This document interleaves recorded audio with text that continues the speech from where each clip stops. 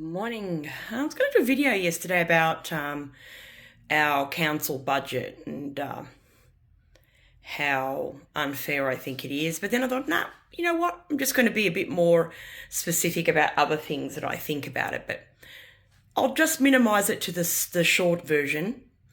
Our council, the City of Wyndham, has a budget of over $700 million a year. About 550 of that, because if you take away the assets and that they own, about 550 of that is what they call the operating budget.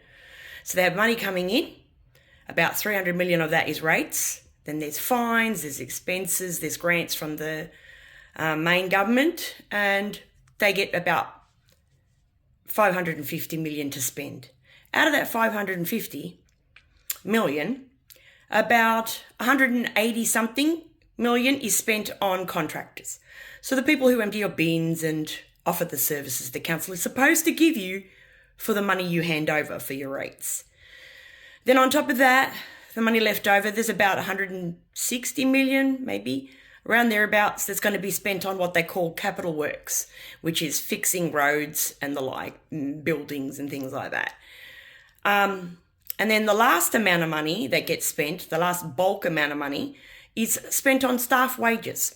So our council has over 1,600 staff, full-timers and part-timers and the like, and they get paid $205 million a year just for staff wages.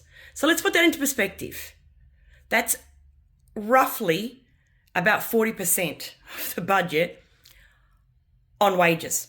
Then if you add on contractors' wages, that's another 180, that brings you up to over 205 million, about 390 million in wages out of the 550.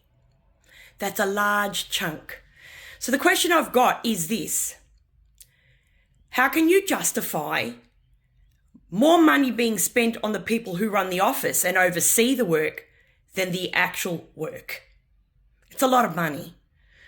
My call is this, and this is for every government level, because remember the council's run by the state government. Stop the waste and the duplication.